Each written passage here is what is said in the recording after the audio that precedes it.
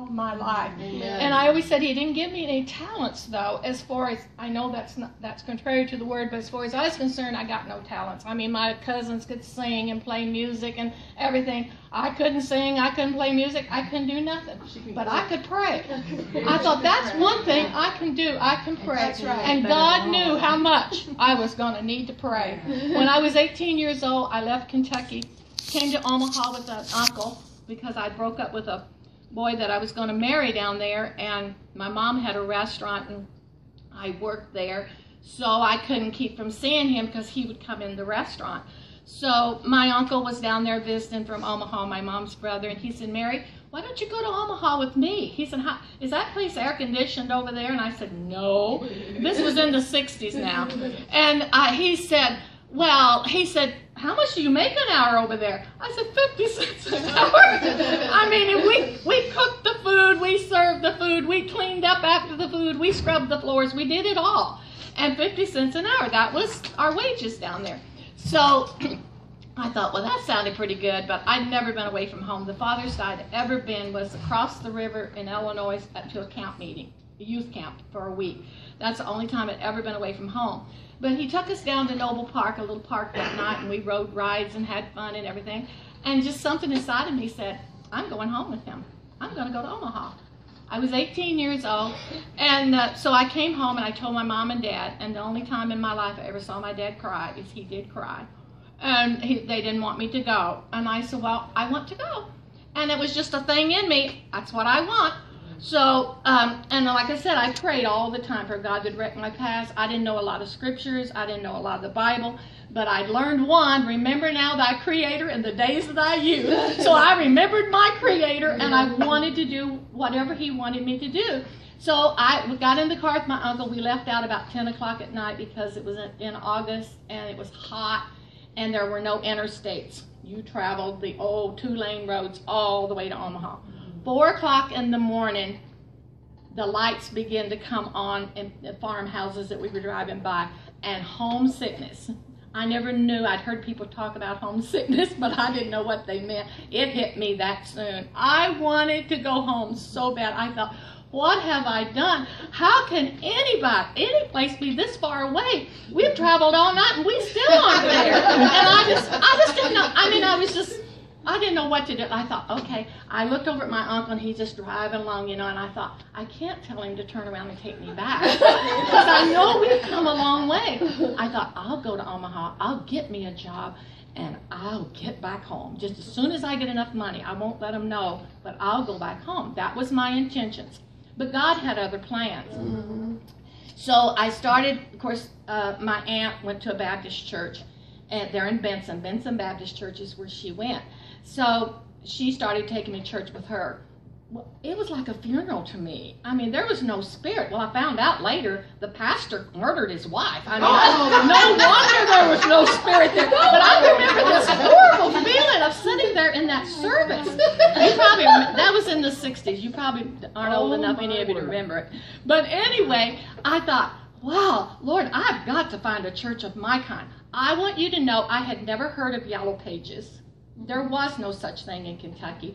We did not have addresses. You just knew where the Lovelaces lived and where the Millikins lived and where everyone lived. Mm-hmm. I mean, it was a little town of 500, and everybody knew everybody, and there was no such thing as a phone book. You knew 2.5 rings was your neighbor, 1.5 rings was... I know I'm talking stuff that you people don't even know what I'm talking about. Our cell phones don't do that. No. So, you've come a long way, baby. But anyway, I went and I thought, Lord, all I know to do is pray. Because my pastor's daughter had come up to see me just before we left, and she said, Mary, be careful. Because she said, out there in big cities, there's strange religions. And she said, make sure you don't get in one of them. Well, that scared me to death. I thought, strange religions? So I thought, well, Lord, you lead me to the church you want me to go to. I prayed for 2 weeks. The next Sunday, here we go back to her church.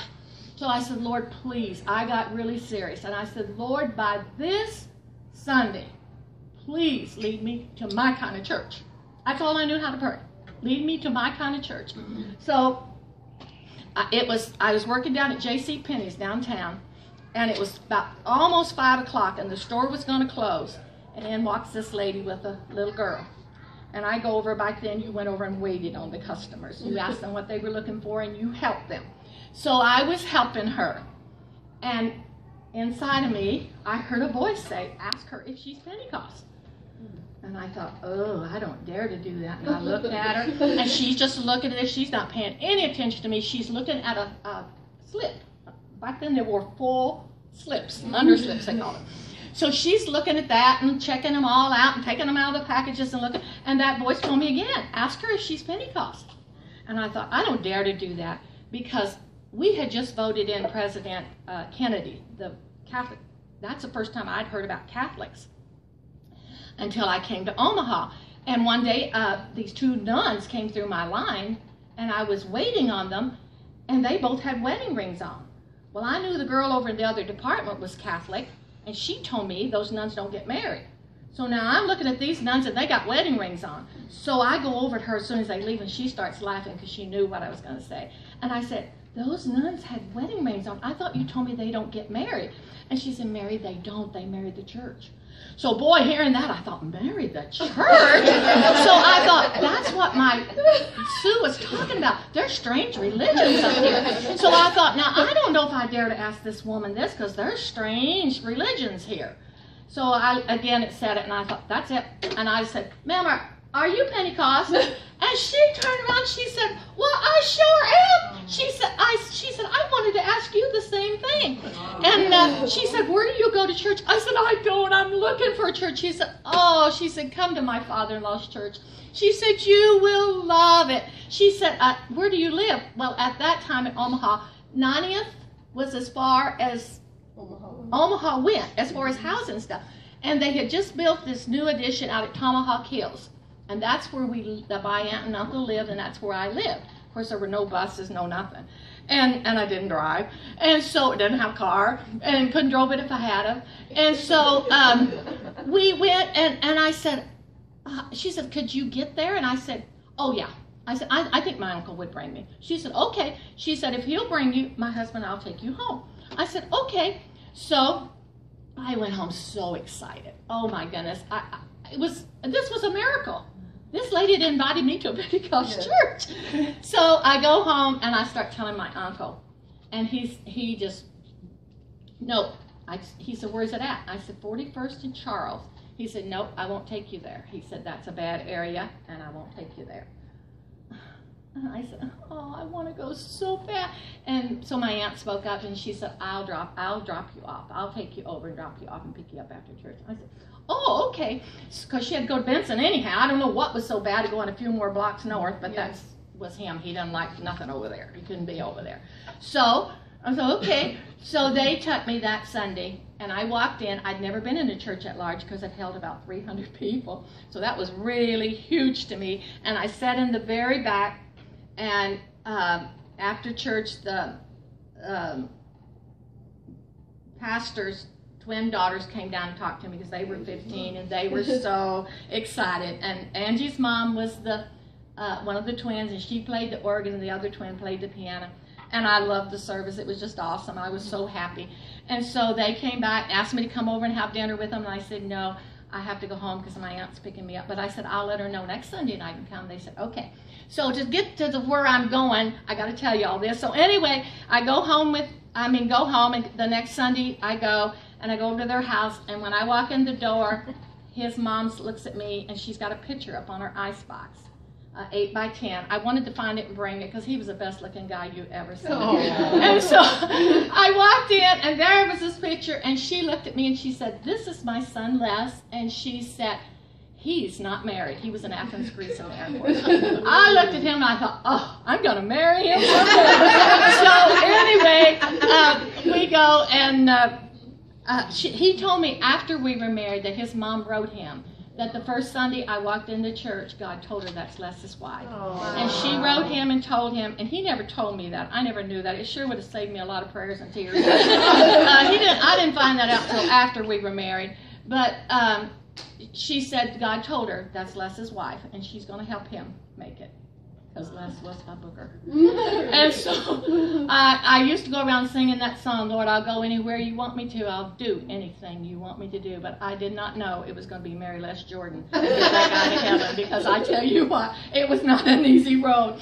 But anyway, and I did not date him because he was not a Christian. When he came home from the Air Force, I'll cut some of it out, but when he came home from the Air Force and we met, he was not a Christian. He was smoking, drinking, gambling, doing everything imaginable, and started dating another girl and was even going to marry her.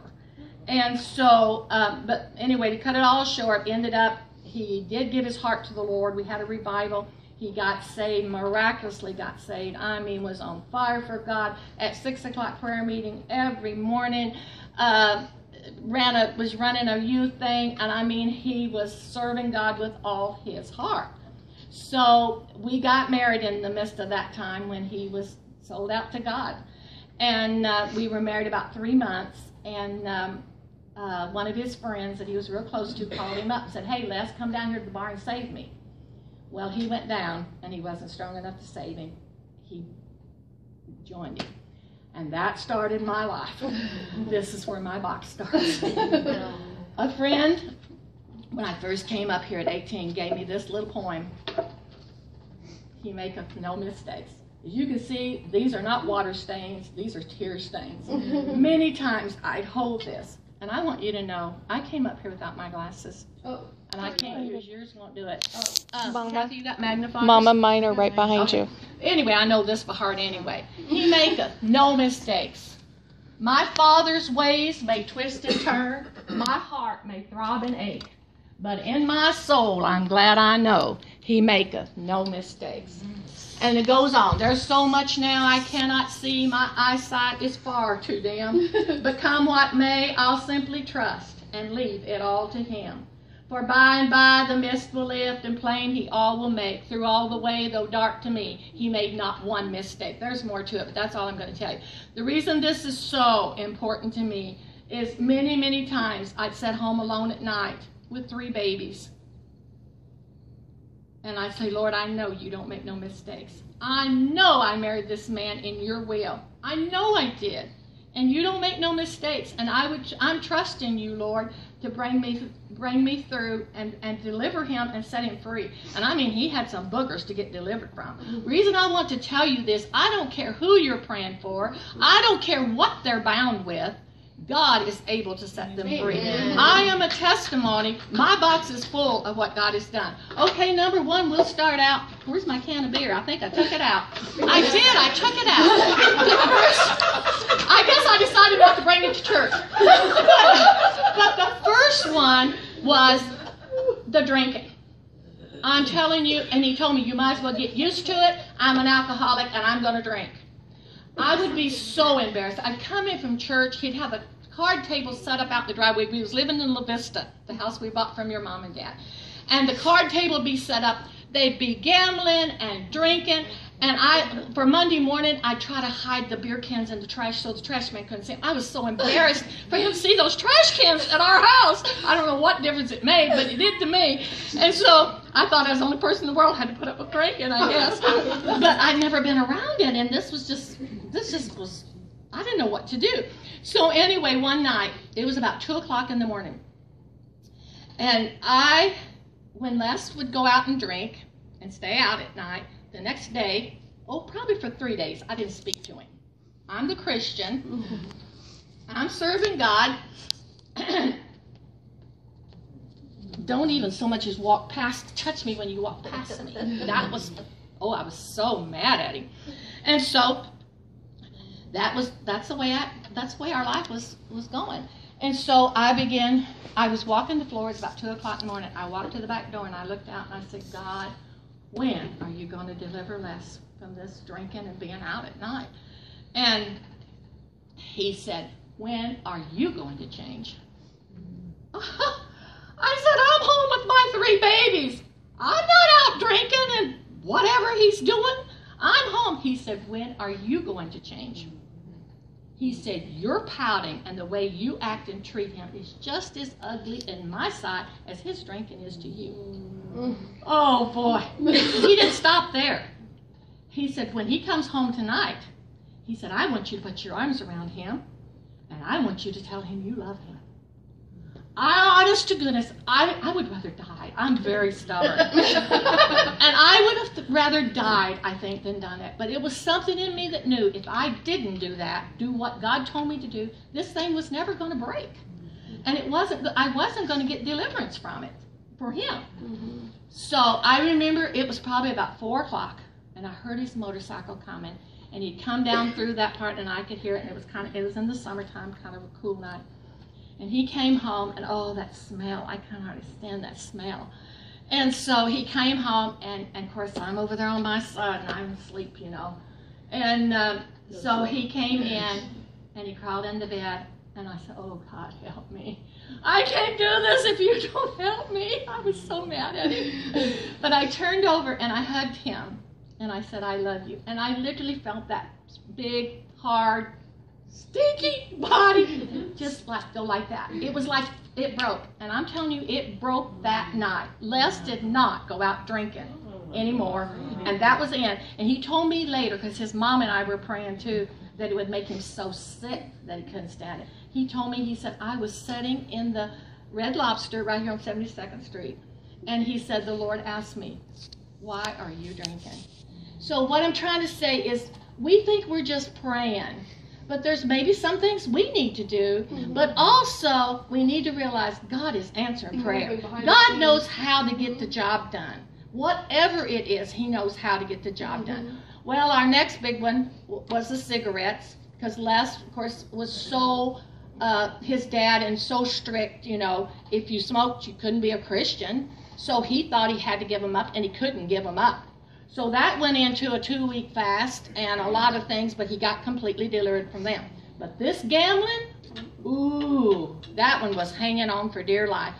And we would drive past Exarban, the kids still laugh at me, and I would stretch my hand towards Exarban, and there'd be buses out there, trucks, cars, motorcycles. There wouldn't be a place to hardly walk. They'd have them just pulled in there. It was so many people. Exarban was a big thing in Nebraska. Does anybody remember that? And so I stretched forth my hand coming down Center Street, and I'd say, in the name of Jesus, I curse that place to dry up and die. Where's it at today? God let me live to see it. We used to say, oh my word, Mom, you really think God's going to shut down? He shut it down. But that place was taking everything from us. It was taking everything. But the way it happened was, we were living in Council Bluffs, and I mean, it was years later. Our kids were grown, and this was when they were small. We was praying. So I'm not saying your prayers are going to get answered, but I believe our time is short, and God's going to start moving faster on things. I really believe that. But we got a phone call from Melissa's dad, Jim Gale, to come up. They were in a revival over at Iowa, and he said, Les, I want you to come up tonight for the revival. And to my surprise, Les says, okay, we will. Well, I was always ready to go to church or go to revival. So, and here he was not serving God, and now he's going to go to church. So he said, okay, Jim, we'll come up. Well, the truth was he just bought another racehorse, and it was up by there, and he wanted to go see his racehorse. But I didn't know that. It's okay, because we went to see the racehorse, and then we did go to church. So we just had a service. I don't remember a whole lot about it, but at the end of it, we're still sitting there, because Les wants to, of course, say hi to Jim and let him know he's there, because Jim's totally blind. He didn't know we'd come into service. So Jim Gale at the end, he said, Les, come up here. I want to pray for you. And Les, of course, went up, you know. And so he just prayed for him, and we went home. The next day, it wouldn't matter what kind of contract he had. Les made lots of money. He told me many times we could have been multimillionaires, the money he made, but because of his gambling, exorbitant. They closed down, really, when he quit going. They didn't have no money anymore. So anyway,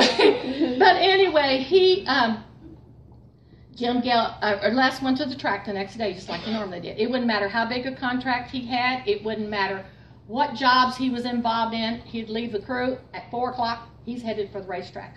I seen him get up off of bed, burning up with fever and deathly sick with maybe a flu or something. But when that 4 o'clock came, he got up.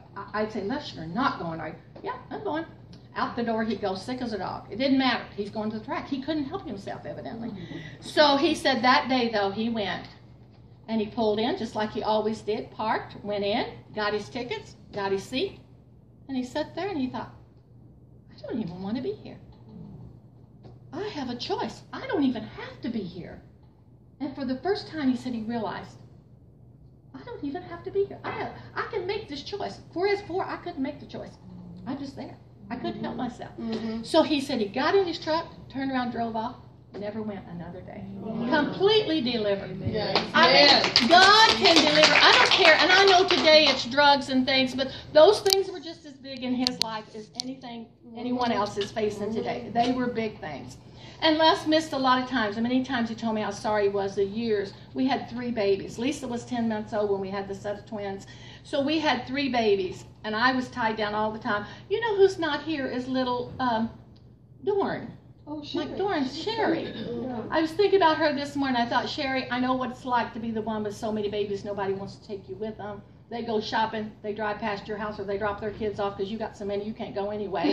So that's kind of what would happen to me a lot of times. Your mom would drop you guys off because I couldn't go anyhow. And so, but anyway, I thought, you know, we want to hold people like that up in prayer. And when you're raising your babies, life is not easy. Little Julianne, same way. You got little ones, and it involves your time. But Les told me he cried lots of times. I was so sorry lots of times. I'm so sorry for the years I missed with the kids.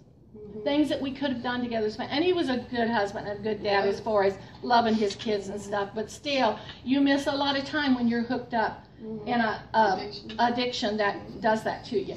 But anyway, I'm going to really run through this because I know it's really, I know we're out of time probably. But my poem I read to you, my father's ways may twist and turn, my heart may throb and ache, but in my soul I'm glad I know he maketh no mistake. My husband had passed away August 18th, and it was his first birthday the next day, and I'm standing, or that night before I went upstairs, I bought this little calendar at a thrift store for 69 cents. It matched my kitchen's the reason I bought it. I thought. And so that night I had a little windowsill where I was living, and I went over and I flipped it over, didn't look at it. I flip it over every day. I just like little things, sands like that. So, and I went upstairs and went to bed. The next morning I came down and I put my coffee on. I was letting it drip down. Selena and Lisa both lived in Kansas City. So I'm there by myself, and it's Les's birthday.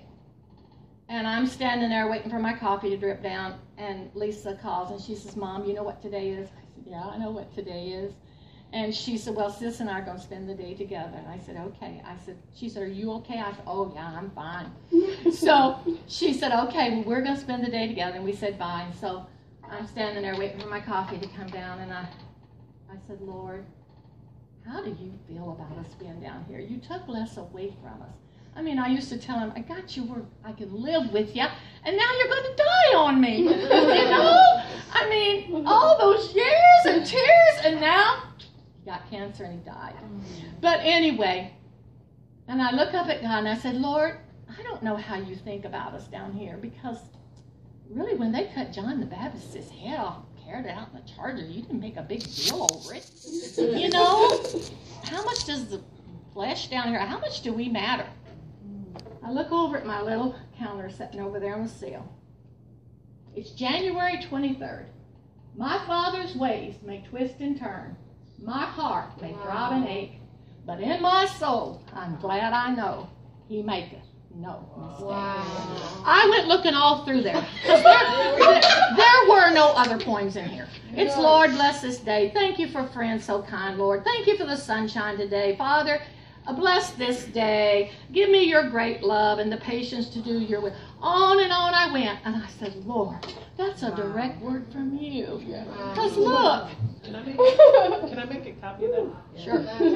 But doesn't that just show you you know, the word says he knows how many hairs are on her head, but I don't think we really comprehend that he really loves us that much, that he really cares that much. I remember walking down in the basement before Les was delivered from the gambling, and I said, Lord, it was just a few days before we'd gone to that service. I should have told that part first. And I said, Lord, your word said, if we'll ask, we'll receive. If we'll knock, you'll open the door. If we'll seek, we'll find. And I said, Lord, I've asked, I've knocked, and I've sought, and I'm ready to see you move on this. And it wasn't long till we got that call and went to that service, and God delivered him from the gambling. For 6 years, my husband served God with all he had. Amen. Grandpa passed away. We went and pastored the little church over that he He had. wouldn't drive you to. You ended up pastoring it. Yeah, The one your uncle. yeah, ended up being the pastors there. Mm-hmm. And I mean, it's just amazing what God could do. And like I said, I could tell, my little box is so full. My sister and I would travel back and forth to Kentucky because our mom was in a nursing home and sick. And it was Thanksgiving. We'd gone down for Thanksgiving.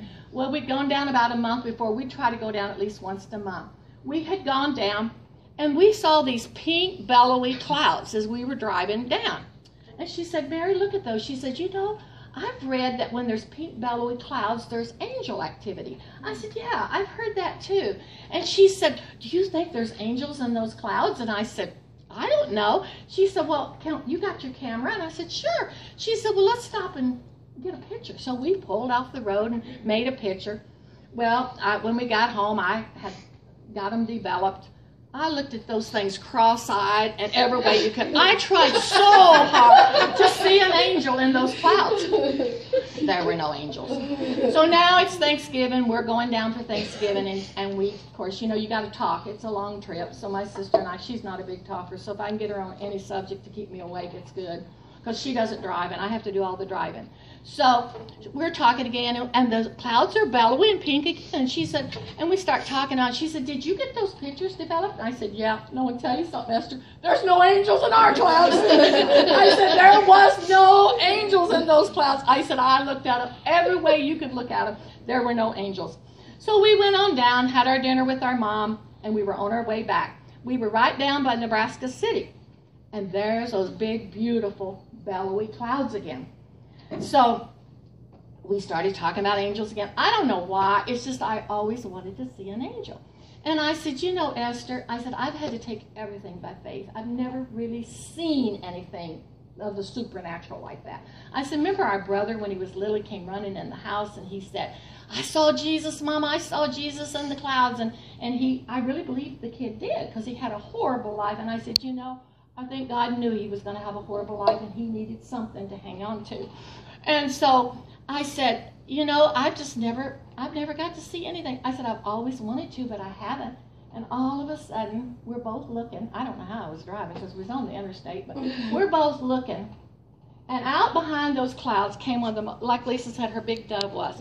One of the most beautiful angels you've ever seen. And that thing, don't let anyone tell you angels aren't big because they're big. This one we saw was big.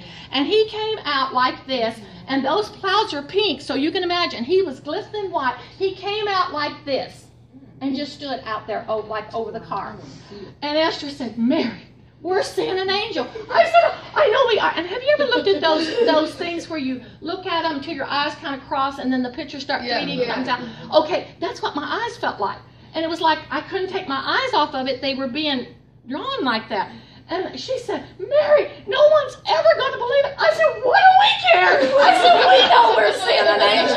And so I still to this day in my mind can see the wings have feathers. And they have those vein things in there, you know, that feathers have. And that big, huge angel. And what the Lord brought to me, we had traveled that trip, no telling how many times. I've even gone by myself. I used to go when the kids were little. That angel, never once did we ever have a flat tire.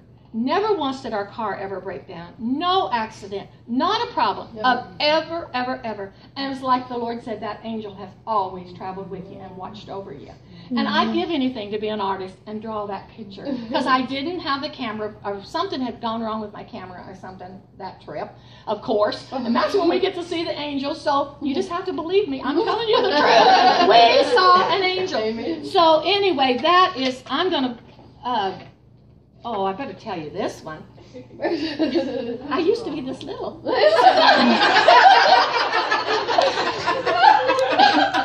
was for sweater. And this is my fancy little hanger. Les had died in August. I tried to go get I was on estrogen pills because they make you feel good. And I went to get them because my husband passed away and I was having a hard enough time, and now I need my estrogen shot. And the stupid doctor wouldn't give it to me because he said I had to have a mammogram. Made me so mad. I said, are you kidding me? I just need my estrogen shot. I'll get a mammogram later. Nope, I will not give it to you to get a mammogram. Well, I went, and of course I had breast cancer. So I didn't want the kids to know because I thought, they've just buried their dad. Now here it is. I got breast cancer, and I thought, nobody's going to know until after Christmas. We're at least going to get through the holidays. We're going to have a good time, and then whatever happens, happens. So I went through, I don't know how many surgeries and all kinds of stuff to finally, I had to have the breast removed, had to have all the surgeries and all kinds of fun stuff. But anyway, God brought me through it. Yeah. I am a, what, 10 years? Three-time survivor, though. You've had Yeah, and another cancer came back, and went through treatments and everything. Usually But don't survive. another, it's been 10 years now, hasn't it? Amen. 10-year Praise the survivor. Lord. Yes, yes, 10-year survivor, praise God. But God, it's all God. So my heart today is just to encourage you that no matter what you're going through, God can answer your prayers. He'll answer the little prayers that somebody else. I prayed, Lord, lead us to a church. I mean, we had left the little church we was going to. First time in my life, we went 3 months without a church. I mean, that was horrible. You know what that'd be like. If your husband passed away, and now you're all alone, and you don't know where to go, and you're without a church now. And so I said, Lord, please lead us to a church. And I wrote it down. A lot of things I just write down and stick them in my box. I said, lead us to a church where Levi can have a friend. I said, Lord, a church where Selena can live here and worship with us. Amen. Selena was living in Minnesota, and she was never going to live in Omaha. Not in her plans, not in her dreams. Not going to live in Omaha. Bad things had happened from here, and she had moved to Kansas City. Well, when she got married, she moved to Kansas City at 18, and she had never meant to live in Omaha. Well, look what the Lord has done. Put it in the box, ladies. God can do anything for you. And that is my prayer, to encourage you to know that. To know that God can do anything. I sat out there in the swing last summer looking at Lisa and Terry's house, and the siding's all rotten all along the edge, and I said, Lord, Terry said it will take, what was it, 10,000? 18,000 to reside this house.